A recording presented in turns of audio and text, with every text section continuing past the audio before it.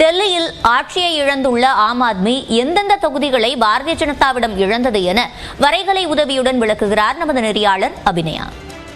நன்றி சிவரஞ்சனி. நாம இப்ப பார்த்துட்டு இருக்க இந்த மேஜிக் நம்பர்ஸ் இது என்னென்ன விதத்துல எல்லாம் மாறி இருக்கு முந்தைய தேர்தலோட அப்படின்ற அந்த எண்ணிக்கையை தான் பாக்குறோம். இப்ப இருக்கிற நிலவரப்படி பாஜக கூட்டணி 49 தொகுதிகளில் முன்னிலை வைக்கிறாங்க. சில தொகுதிகளில் வெற்றியும் டிக்ளேர் செய்யப்பட்டிருக்கு. ஆம் ஆத்மி கட்சியை பொறுத்த வரைக்கும் 21 தொகுதிகளில் முன்னிலை வகிக்கிறாங்க. இதுல கடந்த தேர்தலில் 62 தொகுதிகளில் ஆம் ஆத்மி வெற்றி பெற்றிருந்தாங்க. அப்போ அவங்க இழந்த இந்த 41 தொகுதிகளையும் பாஜக கைப்பற்றி இருக்கு அப்படின்ற சூழல் தான் இப்போதைக்கு இருக்கு. இதுல ஒரு தொகுதியை கூட காங்கிரஸோ மற்றவர்களோ பெறல. முழுமையாக அந்த தொகுதிகள் ஆம் ஆத்மி கட்சி இழந்த தொகுதிகளை பாஜக கைப்பற்றி இருக்கு அப்படின்றத நம்ம பார்க்கலாம். இதுல சில முக்கியமான அம்சங்கள் நம்ம எடுத்து பார்த்தோம் அப்படின்னா நிறைய இடங்கள்ல ரொம்ப க்ளோஸ் ஃபைட் அப்படின்றது இருந்தது.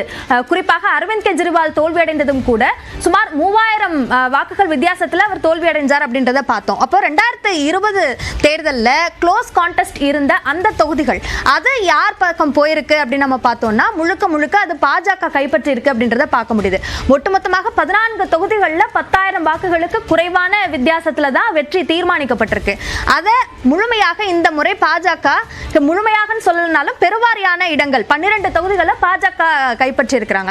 ஆம் ஆத்மி அதுல 2 தொகுதிகளை தான் தக்க வச்சிருக்காங்க. அவங்க இழந்த அந்த 9 தொகுதிகளையும் பாஜக கைப்பற்றி இருக்காங்க அப்படின்றத பார்க்கலாம்.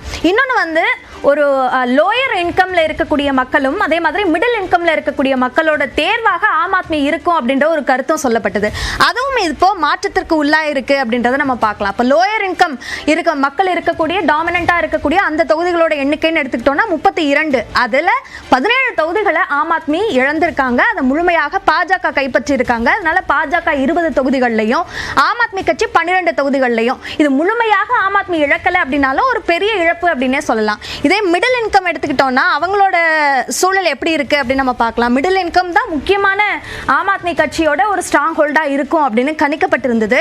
மொத்தமாக 28 தொகுதிகளில் அதுலயும் பாஜக தான் டாமினேட் பண்ணியிருக்காங்க. 20 தொகுதிகளை அவங்க முன்னிலை வகிக்கிறாங்க. ஆம் ஆத்மி கட்சியை பொறுத்த வரைக்கும் 8 தொகுதிகளில் முன்னிலை வகிக்கிறாங்க. அந்த லோயரை விட இதுல வித்தியாசம் அதிகமா இருக்கு அப்படின்றத நம்ம பார்க்கலாம். 15 தொகுதிகளை இழந்திருக்க ஆம் ஆத்மி அதை பாஜக முழுமையாக கைப்பற்றி இருக்கு அப்படின்னு நம்ம சொல்லலாம்.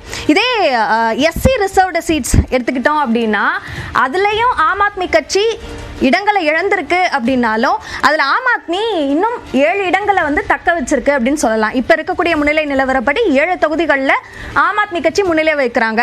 பாஜக 5 தொகுதிகளில் முன்னிலை வகிக்கிறாங்க. முந்தைய தேர்தலை விட 5 தொகுதிகளை கூடுதலாக பாஜக பெற்றிருக்காங்க அப்படின்னாலும் முன்னாடி இருந்த அந்த பாஜகவோட டாமினன்ஸ் இந்த தொகுதிகளில் இல்லை அப்படின்னு சொல்லலாம். இந்த எஸ்சி ரிசர்வ்டை பொறுத்த வரைக்கும் காங்கிரஸ்க்கு சாதகமா போகும்னு எதிர்பார்த்த நிலையில அங்கேயும் காங்கிரஸ் தன்னோட ஹோல்டை இழந்திருக்காங்க அப்படின்னு தான் சொல்லணும். விவரங்களை வழங்கியமைக்கு நன்றி அபிநயா. தொடர்ந்து செய்திகளை பார்க்கலாம் சிறிய இடைவேளைக்கு பிறகு.